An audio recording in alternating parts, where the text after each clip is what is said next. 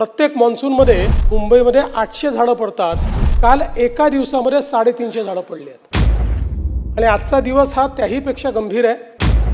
मी नागरिकांना विनंती करतो की आज दुपारनंतर खूप मोठ्या प्रमाणात वारे असणार आहेत. माननीय अध्यक्ष महोदय, खरं म्हणजे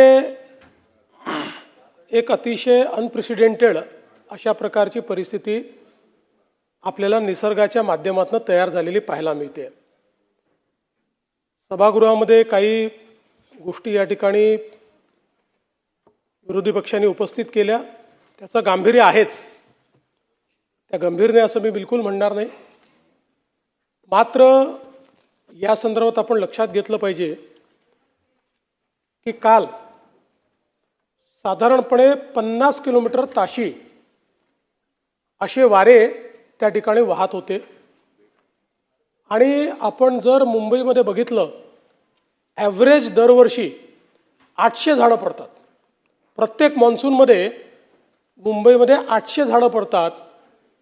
काल एका दिवसामध्ये 350 झाडं पडली आहेत. आणि आजचा दिवस हा त्याहीपेक्षा गंभीर आहे. म्हणूनच आज आपण सगळीकडे वर्क फ्रॉम होमचे त्या ठिकाणी विनंती केली आहे शाळा कॉलेजेसला. कारण आज लेट दुपारनंतर 70 ते 90 ताशी वेगाने वारे वाहणार आहेत. आता ज्या काही घटना घडलेल्या आहेत त्या दुःखदायी आहेतच, पण कालची जी इमारत पडली ही पूर्णपणे बेकायदेशीर होती. आणि या ठिकाणी ही बेकायदेशीर इमारत पडल्यामुळे त्या इमारतीतले लोक नाही, ज्या झोपडीवर किंवा ज्या छोट्या याच्यावरती पडली त्यातले लोक त्या ठिकाणी मेलेले आहेत. त्यामुळे मला असं वाटतं की या सगळ्या घटना गंभीर आहेत. आज आपण पाहू शकतो मुंबई पुण्याचा जो रोड आहे त्याच्यावर दरड कोसळलेली आहे. त्यामुळे हे जे काही इव्हेंट्स आहेत, हे इव्हेंट्स आज निसर्गाचं जे काही चक्र बदललेलं आहे त्याच्यातले इव्हेंट्स आहेत. असं नाही आहे की या संदर्भात कुठली तयारी नाही करण्यात आली. तयारी केली, त्याच्यापेक्षा विपरीत इव्हेंट्स होत आहेत. पण निश्चितपणे संपूर्ण महानगरपालिका असेल, डिझास्टर मॅनेजमेंटची संपूर्ण यंत्रणा असेल, अशा सगळ्या यंत्रणा पूर्णपणे त्या ठिकाणी रस्त्यावर आहेत. त्याचा सामना करतात. आज आपण बघितलं असेल, जसं कनेक्टिंग रिंगपाशी दरड कोसळली, इमिजिएटली ट्रॅफिक बंद करण्यात आला, डायव्हर्ट करण्यात आला. पुण्यातनं आणि मुंबईतनं दोन्ही साईडने लोकांना सांगण्यात आलं की हा रस्ता बंद आहे, त्यामुळे तुम्ही याच्यावर जाऊ नका. आज आपल्याला अडकलेले लोक खूप आहेत बाबा, अशी परिस्थिती त्या ठिकाणी दिसत नाही. कारण अलर्ट मोडवर आपण आहोत. अर्थात काही लोक निश्चित अडकलेले आहेत, जे मध्ये होते त्यांनाही परत फिरून कसं जाता येईल याची व्यवस्था केली आहे. या दरडी काही कोसळल्यामुळे रस्त्यामध्ये पाणी इतकं साठलेलं आहे की त्या ठिकाणी मदत करून त्या छोट्या गाड्या बाहेर काढाव्या लागत आहेत. तेही काढण्याचं काम हे चाललेलं आहे. मला असं वाटतं की आजचाही दिवस हा अत्यंत महत्त्वाचा आहे. आमचे मंत्री गिरीश महाजन रात्री 1 वाजता त्या ठिकाणी मानखुर्दला होते आणि आजचा दिवसही महत्त्वाचा आहे. मला असं वाटतं की या संदर्भात या 2-3 दिवसात झालेल्या घटना, त्या घटनांच्यावर केलेली कारवाई, पुढच्या म्हणजे त्या अशा घटना होऊ नये म्हणून केलेली कारवाई, आणि यापूर्वीही प्रिपेअर्डनेस करता, म्हणजे शेवटी राजकीय बोलायचं झालं तर मागे काय झालं याची आकडेवारी मी देऊ शकतो, पण ती देऊन गेलेले मृत्यू हे आपल्याला परत आणता येत नाही.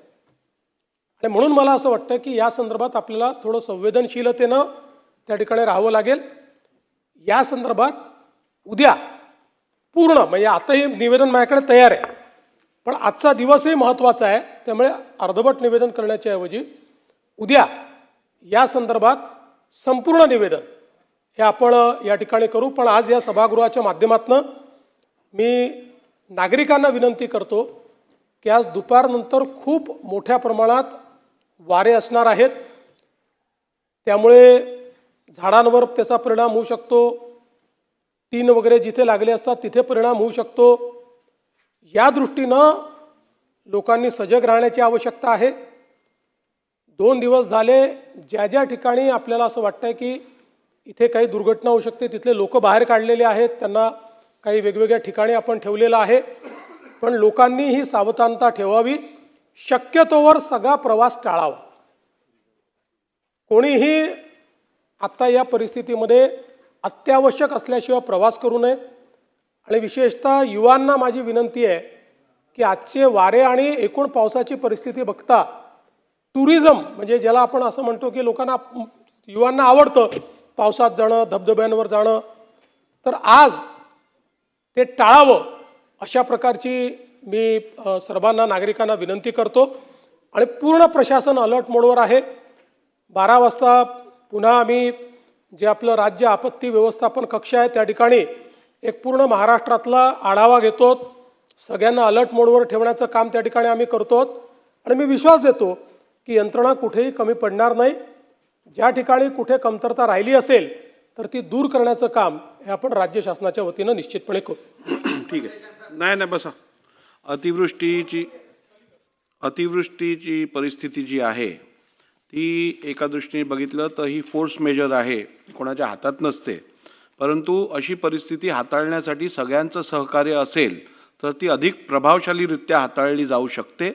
त्यामुळे माझी सभागृहातील सर्व सदस्यांना विनंती आहे की आपण सर्वजणांनी या संदर्भात सतर्क राहून योग्य ते सहकार्य करून ही परिस्थिती हाताळण्याकरता शासनाला मदत करावी. आणि राज्यात एकूण अतिवृष्टीची परिस्थिती बघितल्यानंतर आजचे विधानसभेचे कामकाज मी स्थगित करीत आहे. नियमित बैठक उद्या सकाळी 11 वाजता भरण्यात येईल.